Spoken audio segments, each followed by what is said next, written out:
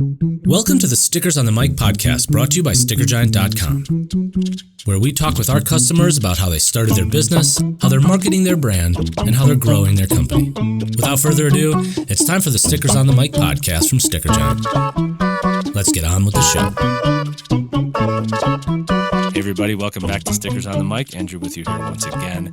Today we're very fortunate to be dialing in Rasheeda McCallum from Black Chef Movement all the way out in Westchester, New York City today. So that's a wonderful geography to cover. And Rasheeda, thank you so much for your time. Thank you for having me. So Black Chef Movement has been on my radar for a while. I've been watching, this project evolve over time. And I've been excited to have time with you today. What brought you to, Black Chef Movement? Well, I'm actually the founder and executive director of the Black Chef Movement. We started in 2020 during the height of just a lot of civil unrest. Yeah. And we actually started off just trying to prolong as many actions as possible through food. So we figured if we help to fuel the movement, maybe this is something that can last longer than just a moment. And after a lot of the actions died down, at that point, we were a community name. People knew us and they were dependent on us to help nourish them. So we decided to stay in the community, really get to know what people need in regards to nutrition and food. And since then, we've been doing the work since 2020. That's amazing. Wow. That means you're starting your fourth year basically then. Yes. Yeah.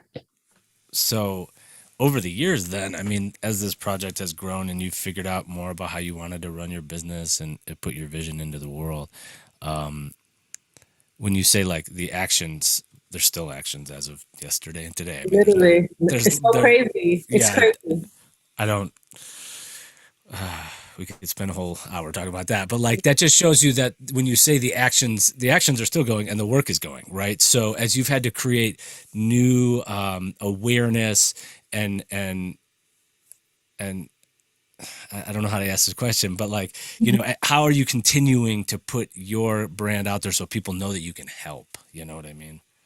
Yeah. Well, back in 2020, we've had community members come to us and say, you know what, you all have a large following. A lot of the youth look up to what you're doing. So you do have a responsibility to use your platform to talk about what's going on. Yeah. So even though we really are food centered, we still like to talk a lot about social justice. Mm-hmm. And even now, presently, we are bringing together a street team. So we just want folks who are available because now things have changed. It's not 2020 when everyone is at home. Everyone's back at work. Yeah. But we're looking for volunteers. If you're interested, if you're in the New York City metro area and coming out when there is an action, whether it's a rally, whether it's a community event to help serve and to help really fuel the fight for social justice, definitely join our street team. Right. That's amazing. And that's on blackchefmovement.org. There's a tab for street team if you want to check that out, friends. You have another initiative, the Fill the Fridges initiative. And this seems really important because, even for us, like I have kids in school, they got free lunch last year, you know what I mean? And now there's no free lunch, so to speak, and that just changes the nature of just feeding a family post-COVID, like you said, and talk about developing this new project. Yeah, and I'm glad you started off with that point because a lot of children in New York City specifically, and really all over the country, they really depend on school lunch to help fuel them and really to help nourish them. And so what happens before school? What happens after school? And what happens in the summer? Happens in the summer. Some areas in New York City do have like a summer lunch program, but if you're a certain age, you can't go get free lunch. But with the Fill the Fridges initiative, what I love about it is that it's essentially a food pantry that's open 24/7. And what I love about it is that there's a sense of discretion. So if you are someone who's prideful and you don't want people to know that you are in need, you can go to these friendly fridges, which is literally real refrigerators on the corners that are ran by the community. And you can go in and get whole meals, which us at the Black Chef Movement, we cook meals. Right. You can get produce, you can get eggs, you can get milk. You can get it all at these friendly fridges, and it's 100% free. Yeah, it's like the little free library, but for food, right? Exactly, Um, literally. you said something really interesting about the people prideful, so to speak, and that seems like perhaps a barrier for people wanting to ask for help. It doesn't matter what community, where you come from, whatever walk of life. But if you're in trouble, sometimes people don't ask for help. So how do you, advocate in that way through your group to get people help, even if they want it, but they don't want to say they need it? You know what I mean? Yeah, we definitely just try to relate to them. Yeah. When people come, like if we're there in person and we're having a community give back, which is something we do often as well, we'll encourage them like, hey, how many folks do you have at home? Some people, they need 5 meals because there's 5 people at home. And for me, growing up, I was from the Bronx, New York. I grew up on food stamps. I would be nervous with going to the corner store with my food stamp card because I didn't want to bump into my friend. And so the part about pride, and I didn't want my friend to know I was on food stamp, obviously. But the part about pride, I feel like with these friendly fridges, people can still keep that. It's no one's business where you are financially. We all fall on hard times, and with these friendly fridges, people are stable to keep their pride. They're stable to feed their families, and for me, that's all that matters. Nice. So in the last 3 years, I mean, you've kind of made some splash. You've had some good media, which helps on the marketing side for what y'all are doing. And I was, when I went on your personal Instagram, I was kind of cool to see that you're in, New York Times Cooking, because like I use that app and I read like that's just beautiful food stories. Talk a little bit about these features and how they developed, and what that experience was like. It was a great experience. It was crazy. I like when you say New York Times Cooking specifically. It's funny that you actually mentioned that, because that was our first like really big Oh wow.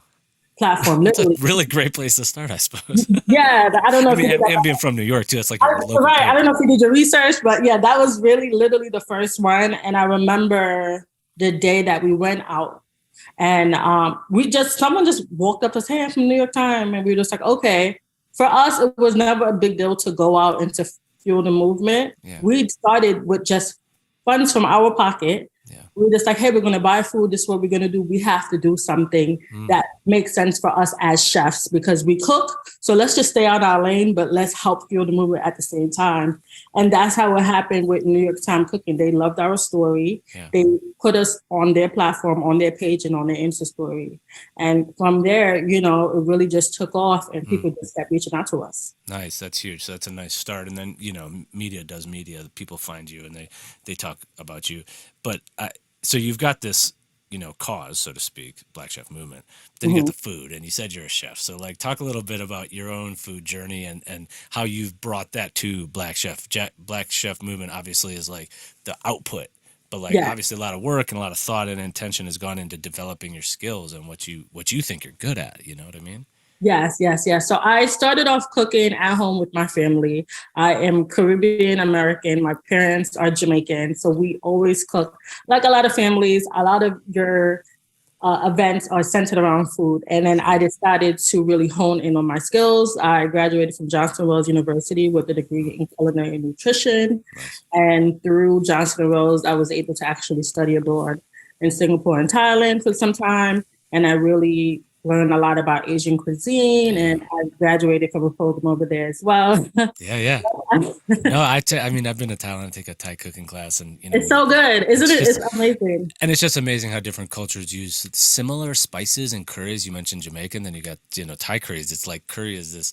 It's just a spice, but it's so much the culture and like the nostalgia, and it just you smell it and you're like okay, Yeah, and yeah. and you can tell where it's coming from just by if you have a nose for it, and that's Yes, fun. yes, yes. And while we're speaking of curries, free pro tip: try mixing your curries next time Ooh, you're there you go. try mixing your curries.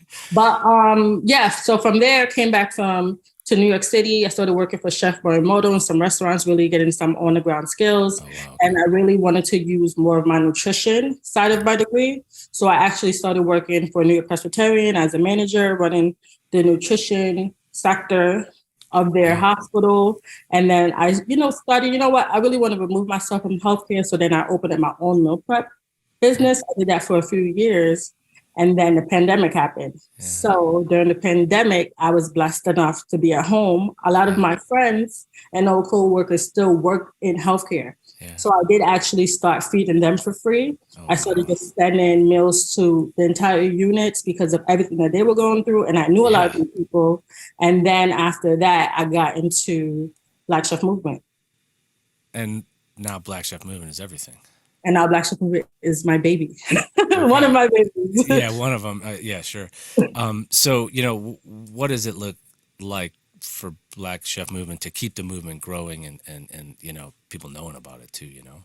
Yeah, I would say one of our biggest goals right now that we've had since the beginning is really to get a location. We need a brick and mortar just because we do a lot of cooking. Yeah. And you know how it is in New York City, you have to rent kitchen spaces and to transport food. I think once we have our own space, everything will come together and we will continue to grow as an organization because we have gotten a lot done in the short time that we've been a nonprofit. So that's one of our goals, and hopefully we can obtain that soon. So we do some fundraising. You can find out more about that on our website. Yeah, yeah, exactly. And anyone who wants to donate or is interested in this cause, and we've sponsored y'all, and I appreciate y'all putting us up on your website. But I always talk about you guys. Like, no. We have to take a second to talk about the labels. Like, I love those labels. Quality, amazing. Nice. Well, speaking of labels, when you were trying to figure out the brand and what you're doing to you got the shirt on, right?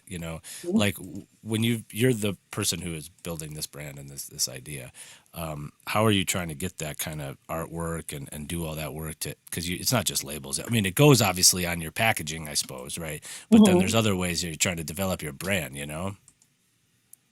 Yeah, I think honestly, we are still in a development phase.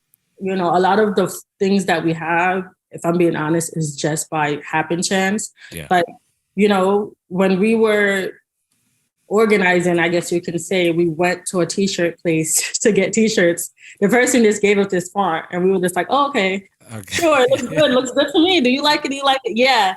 And so, honestly, and those are the easy decisions when they're made for you. I suppose. People love the shirts. So, hopefully we can figure out merch one day, but people love the shirts. People ask for the shirts all the time, honestly.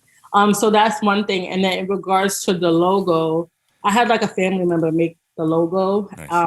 And in the future, we may have to develop on it just because simpler logos do better. And if we have to expand it up like on a billboard, so that's something for us to think about. But for now, we love our logo. We love our t-shirts with a little engine that could, but I definitely can see us developing on, the brand in the future.